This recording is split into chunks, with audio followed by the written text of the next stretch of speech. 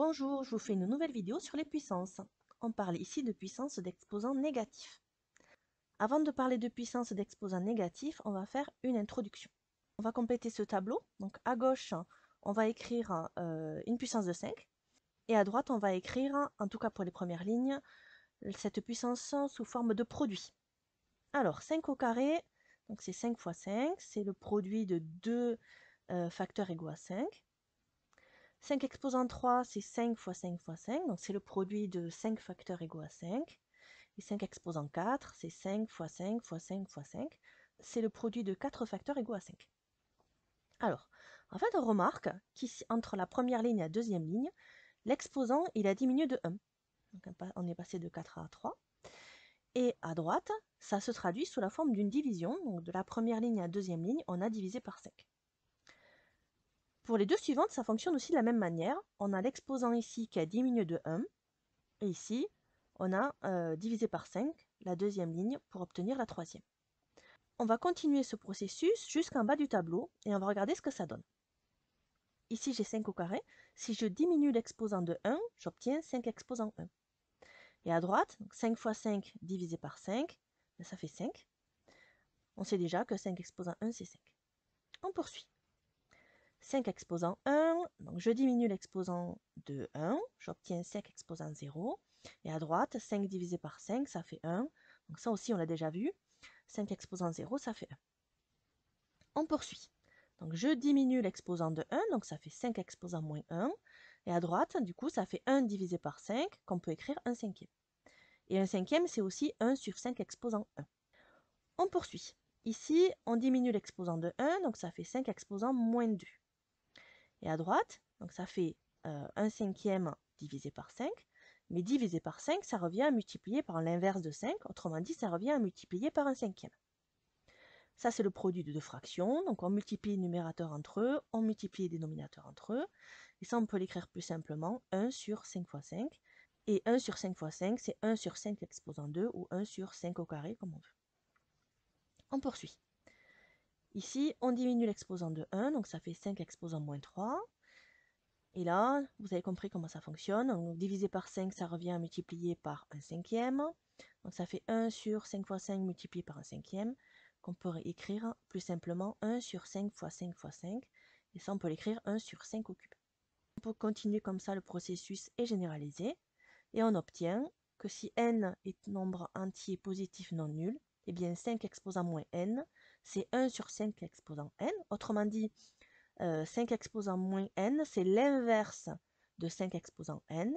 Et ça, on peut l'écrire 1 sur 5 fois 5 fois, etc. fois 5, avec exactement n facteurs au dénominateur.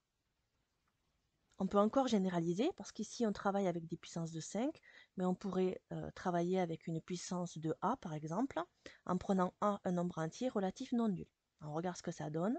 Eh bien, a exposant moins n, c'est 1 sur a exposant n. Autrement dit, c'est l'inverse de a exposant n. Et ça, on peut l'écrire 1 sur a fois a, etc. avec exactement n facteurs au dénominateur. On va maintenant écrire la définition correspondante de la leçon. Grand 2, puissance d'exposant négatif, définition. A désigne un nombre relatif non nul et n désigne un nombre entier positif non nul. A exposant moins n désigne l'inverse de a exposant n. Cela signifie que a exposant moins n, c'est 1 sur a exposant n. Et ça, on peut l'écrire 1 sur a fois a, etc. avec n facteurs égaux à a au dénominateur.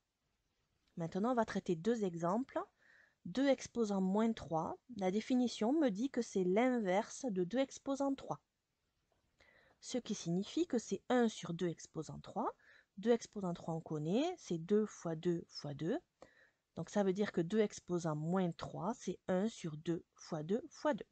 On peut le calculer, puisque 2 fois 2, ça fait 4, fois 2, ça fait 8, donc ça fait 1 huitième. On peut donner la réponse sous forme de fraction, on peut s'arrêter là. Mais si la division se termine, donc on peut, si on a envie, effectuer le calcul. Dans ce cas-là, on dit que c'est égal à 0,125. Deuxième exemple, moins 5 exposant moins 3. La définition me dit que c'est l'inverse de moins 5 exposant 3, ou moins 5 au cube si vous préférez. Moins 5 exposant moins 3, c'est donc égal à 1 sur moins 5 exposant 3. Donc c'est égal à 1 sur moins 5 fois moins 5 fois moins 5.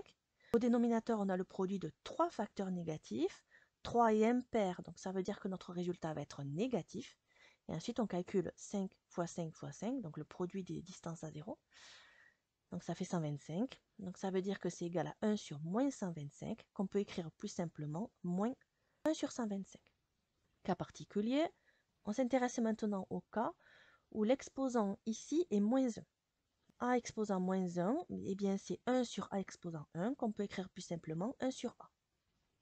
Ce qui signifie que A exposant moins 1 est une autre écriture de l'inverse de A.